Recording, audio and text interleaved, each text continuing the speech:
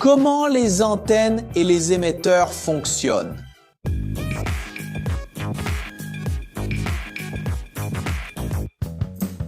Salut les passionnés d'ingénierie! Imaginez tendre la main et capter des mots, des images et des informations qui passent. C'est à peu près ce qu'une antenne fait. C'est la tige ou la parabole métallique qui capte les ondes radio et les transforme en signaux électriques qui alimentent quelque chose comme une radio, une télévision ou un système téléphonique. Les antennes comme celle-ci sont parfois appelées récepteurs. Un émetteur est un type différent d'antenne. Une antenne qui fait le travail opposé à celui d'un récepteur.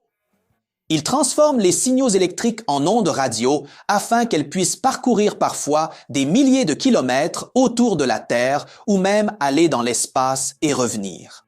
C'est pourquoi les antennes et les émetteurs sont la clé de pratiquement toutes les formes de télécommunications modernes. Mais comment fonctionnent les antennes? Supposons que vous soyez le chef d'une station de radio et que vous vouliez diffuser vos programmes dans le monde entier. Mais comment faites-vous cela? Vous utilisez des microphones pour capter les sons des voix des personnes et les transformer en énergie électrique. Vous prenez cette électricité et, de façon générale, vous la faites circuler le long d'une grande antenne métallique en l'alimentant en puissance. Très souvent, pour qu'elle puisse voyager aussi loin que vous en avez besoin dans le monde.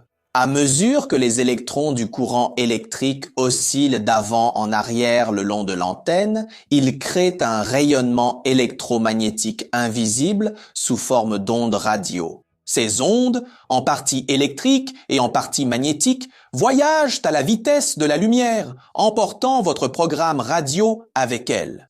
Maintenant, que se passe-t-il lorsque j'allume ma radio chez moi à quelques kilomètres de distance? C'est que les ondes radio que vous envoyez traversent l'antenne en métal et font osciller les électrons d'avant en arrière. Cela génère un courant électrique qui, à son tour, est transformé en signal que les composants électroniques à l'intérieur de votre radio reconvertissent en un son que vous pouvez entendre. Les antennes émettrices et réceptrices sont souvent très similaires dans leur conception. Par exemple, si vous utilisez quelque chose comme un téléphone par satellite qui peut envoyer et recevoir un appel vidéo ou téléphonique vers n'importe quel autre endroit sur Terre. En utilisant des satellites spatiaux, les signaux que vous transmettez et recevez, vous voyez, passent par une seule antenne parabolique. L'antenne parabolique est un type spécial d'antenne en forme de bol et on l'appelle plus précisément un réflecteur parabolique car l'antenne est courbée selon la forme d'un graphique appelé parabole. Mais les émetteurs et les récepteurs semblent très différents. Les antennes de transmission de télévision ou de radio sont d'énormes mâts, parfois s'élevant à des centaines de mètres dans les airs, car elles doivent envoyer des signaux puissants sur de longues distances. Mais vous n'avez pas besoin de quelque chose d'aussi grand sur votre téléviseur ou votre radio à la maison, car une antenne beaucoup plus petite fera très bien l'affaire. Les ondes ne passent pas toujours dans l'air du transmetteur au récepteur. Cela dépend des fréquences d'ondes que nous voulons envoyer, de la distance à laquelle nous voulons les envoyer et du moment où nous voulons le faire. Et quelle doit être la longueur d'une antenne? Plus elle est longue, mieux c'est. L'antenne la plus simple est un simple morceau de fil métallique relié à la radio. La plupart des radios à transistors modernes possèdent au moins 2 antennes. L'une d'elles est une longue tige télescopique brillante qui sort de la radio et pivote pour capter les signaux FM, ce qui signifie modulation de fréquence. L'autre est une antenne à l'intérieur du boîtier, généralement fixée à la carte de circuit principale et elle capte les signaux AM, ce qui signifie modulation d'amplitude. Les différences entre l'AM et la FM sont intéressantes, donc si vous voulez en savoir plus, laissez un commentaire ici et nous pourrons faire une vidéo à ce sujet. Mais pourquoi avez-vous besoin de 2 antennes sur une radio? Les signaux sur ces différentes bandes d'ondes sont transportés par des ondes radio de fréquence et de longueur d'onde différentes. Les signaux radio AM typiques ont une fréquence de 1000 kHz. Tandis que les signaux FM typiques sont d'environ 100 MHz.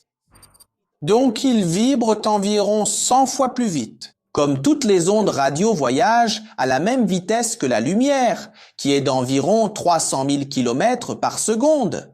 Les signaux AM ont des longueurs d'onde environ 100 fois plus grandes que les signaux FM.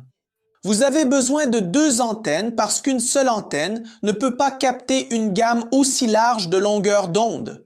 C'est la longueur d'onde ou la fréquence des ondes radio que vous essayez de détecter qui détermine la taille et le type d'antenne que vous devez utiliser. De façon générale, la longueur d'une antenne simple doit être d'environ la moitié de la longueur d'onde des ondes radio que vous essayez de recevoir.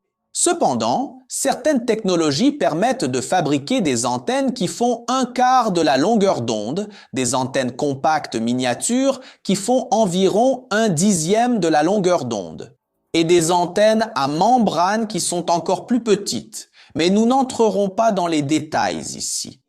La longueur de l'antenne n'est pas la seule chose qui influence les longueurs d'onde que vous allez capter.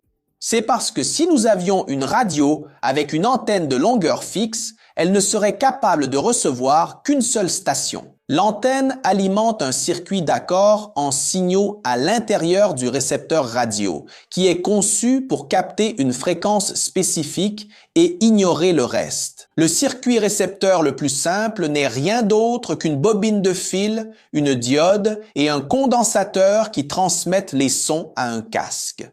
Le circuit répond ou résonne à la fréquence sur laquelle vous êtes accordé et rejette les fréquences supérieures ou inférieures à celle-ci. En ajustant la valeur du condensateur, vous pouvez modifier la fréquence de résonance et c'est cela qui permet de régler votre radio sur une autre station. Le rôle de l'antenne est de capter suffisamment d'énergie des ondes radio qui passent pour faire résonner le circuit à la bonne fréquence. Les antennes radio les plus simples sont simplement de longues tiges droites, parfois appelées monopôles. Beaucoup d'antennes TV d'intérieur ont la forme d'un dipôle, une tige métallique divisée en 2 parties et pliée horizontalement de sorte qu'elle ressemble un peu à une personne debout avec les bras tendus horizontalement. Les antennes TV extérieures plus sophistiquées possèdent plusieurs de ces dipôles disposés le long d'une tige de support central. D'autres conceptions incluent des boucles circulaires de fil et, bien sûr, des antennes paraboliques. Mais pourquoi existe-t-il autant de conceptions différentes? Évidemment, les ondes qui arrivent à une antenne d'émetteur sont exactement les mêmes, peu importe la forme et la taille de l'antenne. Une configuration de dipôles différente aidera à concentrer le signal afin qu'il soit plus facile à détecter. Cet effet peut être encore amplifié en ajoutant des dipôles fictifs déconnectés appelés directeurs et réflecteurs qui réfléchissent davantage le signal vers les dipôles récepteurs. Ce qu'ils n'ont pas, c'est la capacité de former un circuit dans ce qu'on appelle les monopôles. Beaucoup arrivent à une tige de support, sous différentes formes et tailles. 3 caractéristiques des antennes sont particulièrement importantes: leur directivité, leur gain et leur largeur de bande. Commençons par la directivité. Les dipôles sont très directionnels, car ils captent les ondes radio qui voyagent à angle droit par rapport à eux. C'est pour cela qu'une antenne de télévision doit être correctement installée chez vous et orientée du bon côté. Si vous voulez obtenir une bonne image, de nos jours, vous n'avez plus vraiment ce problème, car les signaux de télévision sont numériques. Mais à mon époque, il fallait se battre pendant de longues minutes avec l'antenne avant d'obtenir une image décente. L'antenne télescopique de la radio FM est moins directionnelle, surtout si le signal est fort. Si vous la pointez directement vers le haut, elle captera de bons signaux de pratiquement toutes les radios de manière égale. L'antenne AM en ferrite à l'intérieur de la radio est beaucoup plus directionnelle. Bien que les antennes très directionnelles puissent sembler gênantes, lorsqu'elles sont correctement alignées, elles aident à réduire les interférences provenant de stations ou de signaux indésirables proches de ce que vous essayez de capter. Mais la directivité n'est pas toujours une bonne chose. Pensez à votre téléphone portable. Vous voulez qu'il soit capable de recevoir des appels où que vous soyez par rapport au mât de la tour de téléphonie la plus proche ou de capter des messages peu importe dans quelle direction il pointe lorsqu'il est dans votre sac. Donc, une antenne très directionnelle n'est pas une bonne chose. De la même manière, pour un récepteur GPS qui indique où vous vous trouvez en utilisant les signaux de plusieurs satellites. Comme les signaux proviennent de différents satellites situés à différents endroits dans le ciel, encore une fois, une antenne très directionnelle ne serait pas utile. Le gain d'une antenne est une mesure très technique, mais de manière générale, cela revient à la quantité par laquelle elle amplifie le signal. Les téléviseurs captent généralement un signal faible et fantomatique, même sans antenne connectée. Cela se produit parce que le boîtier en métal et d'autres composants agissent comme une antenne basique, non orientée dans une direction spécifique et captent par défaut un certain type de signal. Ajoutez une antenne directionnelle appropriée et vous obtiendrez un signal bien meilleur. Le gain est mesuré en décibels et plus le gain est élevé, meilleure est la réception. Dans le cas des téléviseurs, vous obtenez beaucoup plus de gain avec une antenne externe complexe qu'avec un simple dipôle. Toutes les antennes externes fonctionnent mieux que les antennes internes et les antennes montées sur les fenêtres ou en ensemble ont un gain plus élevé et fonctionnent mieux que les antennes intégrées. Quant à la largeur de bande d'une antenne, c'est la plage de fréquence ou de longueur d'onde sur laquelle elle fonctionne efficacement. Plus la largeur de bande est grande, plus la gamme de différentes ondes radio que vous pouvez capter est large. C'est utile pour quelque chose comme la télévision où vous pouvez avoir besoin de capter de nombreux signaux différents, mais c'est beaucoup moins utile pour les communications téléphoniques, cellulaires ou par satellite. Où tout ce dont vous avez besoin et qui vous intéresse, c'est une transmission radio très spécifique dans une bande de fréquence assez étroite. Si vous êtes arrivé jusqu'ici et que vous avez aimé la vidéo, profitez-en pour vous abonner si ce n'est pas déjà fait, laissez un j'aime et activez la cloche des notifications. Et si vous trouvez notre contenu intéressant, pensez à devenir membre pour nous aider à continuer à produire du contenu ici sur la plateforme et être mentionné dans nos vidéos. Et si vous cherchez à évoluer personnellement et professionnellement, scannez le QR code ici à côté ou cliquez sur le lien dans la description de la vidéo. Pour avoir accès à de nombreuses opportunités de développer plusieurs compétences qui feront la différence dans votre carrière. Et toi, quel type d'antenne as-tu chez toi? Tu t'es déjà disputé avec ta télé pour trouver le signal? Dis-le-moi dans les commentaires, je veux savoir. Ici à côté, il y a 2 options de vidéos intéressantes que tu dois regarder pour élargir tes connaissances et satisfaire ta curiosité. Et si tu veux nous soutenir, laisse un j'aime, abonne-toi à la chaîne, active la cloche et pense à devenir membre de la chaîne. Voilà, les passionnés d'ingénierie. Je t'embrasse et à la prochaine vidéo.